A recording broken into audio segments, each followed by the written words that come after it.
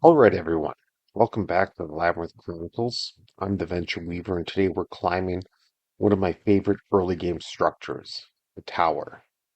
Now, this area is really special to me because it marks the first time the game truly shifts into that lonely, atmospheric, dark place that really triggers the mind into thinking that this is the end of the world. Let's talk about it. The ascent begins. The tower starts with this long, spiraling staircase made out of old wood. And I designed it this way on purpose. I wanted you to feel uneasy before anything else happens. Boards groan under your feet, and you think, all right, maybe the danger here isn't a monster. Maybe it's gravity. Maybe the staircase gives out. Maybe something is waiting above. It's a slow burn. You're not fighting, you're just climbing. And sometimes that's the scariest part. The wind howls the whole time you're ascending. That's a detail people overlook, but it matters. The lantern only lights a tiny bubble around you while everything else is swallowed by this constant cold pressure from the outside world. Dust, stone, and the weight of time. Then you transition into the dusty chambers of the tower. Cobwebs hang low, dust coating everything. I wanted it to feel like no one was able to have walked these halls in decades, even though you're about to find out that people absolutely have. There's a moment where you reach an open archway and get this huge view of the forest, and that's intentional too. A little beauty before the storm rolls in, literally. Thunder begins rumbling, the tower shudders. These small environmental touches set the mood before the real unsettling moment hits. Then you find yourself in the guard's tower. And this is where the characters start showing up. The first guard you meet is standing completely still, doing his job despite the storm. He's positioned there to sell the idea that people live there, that this isn't just ruins, but he also feels lonely, isolated, like he knows he shouldn't be the only one left standing.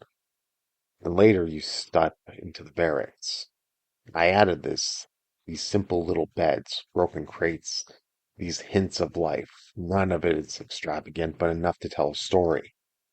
And then there's the tired guard sitting in a chair. That's one of my favorite moments in this entire section. He's slouched over trying to rest for 1 minute before the storm gets worse. He doesn't speak. He doesn't move. His presence is enough. He presents everything the tower is. Exhaustion, resignation, duty even when it doesn't seem to matter anymore. The guard, I think, players remember the most is the one you find later, dead on the stone, struck down by something unseen. That's the moment the tower stops being old and becomes dangerous. The storm takes over as you continue to climb. The storm becomes a character itself. Lightning flashes illuminating the tower's interior for a split second. And in those moments, I love how the stone almost seems alive. It flickers because something else that goes right back to the cold stone.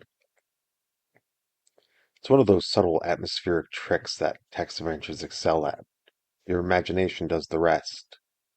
As you see with the walkway above starts shaking, stones loosen and fall.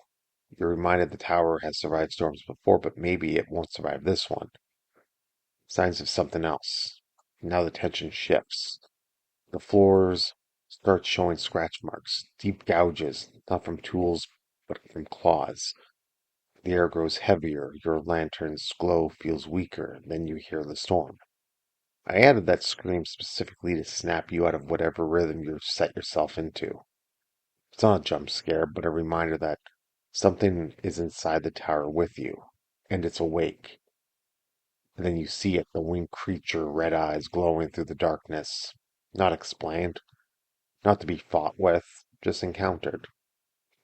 It's a warning that the labyrinth isn't always going to tell you what you're dealing with. Messages and meaning. After the encounter, everything becomes quiet again. Quiet in a way that doesn't feel natural. There's a message written in ash on the floor. And I love leaving moments like this. Little pieces of world building that raise more questions than they answer. Was it a warning for you? A final note from the fallen guard, or a confession. It's up to you, the player, to decide. The lookout point in the ending silence, the final moment of the tower, is the lookout point, where the forest stretches endlessly below you. It should be peaceful, but in the labyrinth, beauty often feels like a temporary illusion. The last few characters are dead-ended and quiet. Nothing moves, nothing breathes. That silence is more unnerving than the creature before it.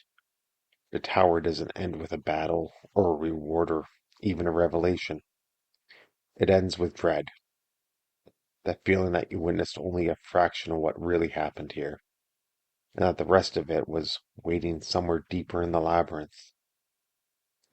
So that's the tower, everyone. A slow atmospheric climb, filled with worn out guards, storms that won't quit, and dangers that nearly never fully reveal themselves. It's one of the earliest statements the game makes. This world is haunted by its own history, and you're walking through the ruins of countless untold stories. If you've enjoyed this episode, subscribe and leave a comment below, and play the game for free. If you want to support, you can. Patreon links in the description below, download links in the description below. Thank you for climbing the tower with me. Next Chronicle takes us into even darker territory. Stay curious, traveler.